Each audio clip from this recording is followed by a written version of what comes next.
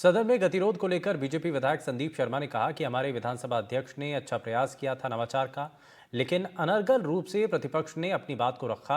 आपको सुनवाते हैं उनकी पूरी बात। आज जिस तरीके से अनर्गल प्रतिपक्ष ने अपनी बात को रखा और अध्यक्ष जी ने उनको इजाजत भी दी, परंतु जो विषय था वो विषय हाई कोर्ट में सब जुडिस था।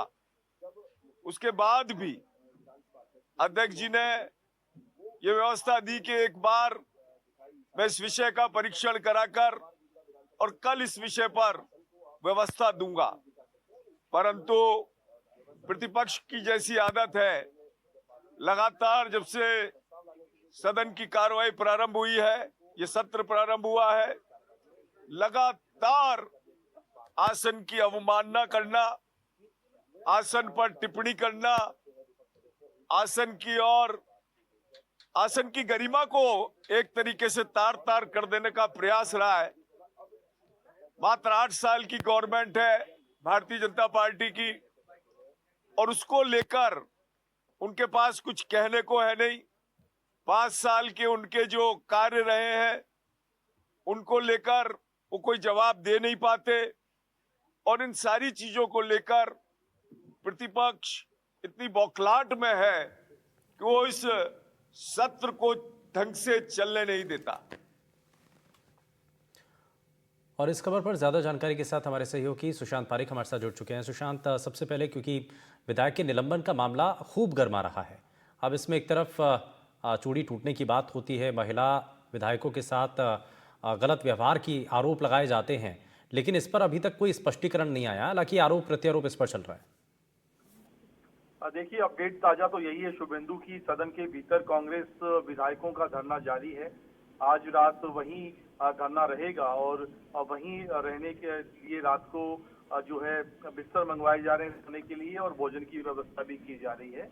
तो ये तस्वीर सदन के अंदर की, जहां पर कार्रवाई स्थगित होने के बाद भी लगातार कांग्रेस के विधायक डटे हुए हैं। दूसरी तरफ जो विधायक है कांग्रेस की महिला विधायक, उन्होंने आरोप लगाया कि मार्शल ने उनके साथ धक्का मुक्की की, यहाँ तक कि छेड़छाड़ का भी, मिसबिहेव का भी आरोप लगाया। और दरअसल मार्शल मुकेश भाकर को बाहर ले जाने के लिए आए थे, और कांग्रेस की जो महिला विधायक है उन्होंने मुकेश भाकर को घेर लिया। इसी दौरान ये धक्का मुक्की की घटना हुई है।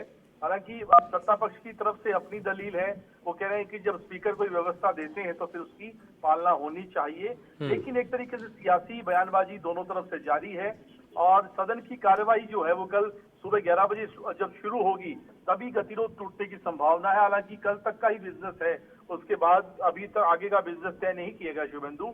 लेकिन अपने आप में ये तस्वीरें बता रही है कि राजस्थान की सियासत में इस बार विपक्ष जब मजबूत है तो किस तरह की टकराव की स्थितियां बनती है, किस तरह की गहमा गहमी सदन के भीतर, जहाँ पे आम आदमी। लेकिन अब ये दो मामले हो चुके हैं सुशांत इसमें, क्योंकि अब जिस तरीके से विधायक का निलंबन एक विषय तो वो, और दूसरा महिला विधायकों के साथ जो जिस तरीके के आरोप लगाए जा रहे हैं कांग्रेस पार्टी के नेताओं के द्वारा, नेता प्रतिपक्ष के द्वारा, ये लग रहा है कि आगे लंबा चलेगा ये मामला और इसको कांग्रेस पार्टी आगे बढ़ा रही है।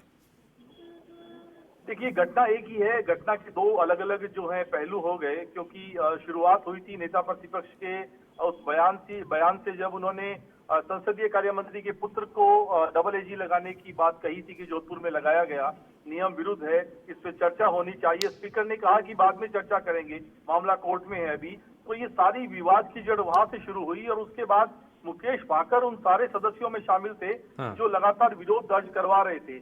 लेकिन स्पीकर का ये कहना कि चेयर की तरफ अंगुली इंगित करके आप नहीं अपना विरोध दर्ज करवा सकते, और यही वजह है कि उन्होंने मुकेश भाकर के खिलाफ एक्शन लिया, उन्हें इस पूरे सत्र के लिए निलंबित किया। और कांग्रेस के फिर नेताओं ने इसे अपना प्रेस्टीज इश्यू बना लिया कि आप कैसे कर सकते हो, और फिर उसके बाद पूरा घटनाक्रम हुआ है।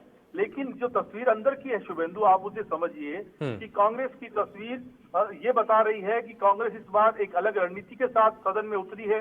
पहले ही दिन से हम देख रहे हैं, चाहे वो महिलाओं के अत्याचार का मुद्दा हो, पानी बिजली का संकट हो, इन सभी पे उनका जो रवैया है आक्रामक रहा है।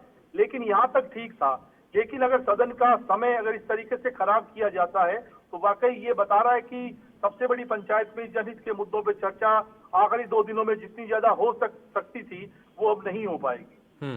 बहुत शुक्रिया सुशांत इस पर जानकारी के लिए, क्योंकि ये बड़ा ज़रूरी है कि सदन के अंदर राजस्थान के जो बड़े मुद्दे हैं उनको लेकर के चर्चा होनी चाहिए, लेकिन किसी कारणवश ये नहीं हो पा रही है, लेकिन आगे बढ़ रहे हैं।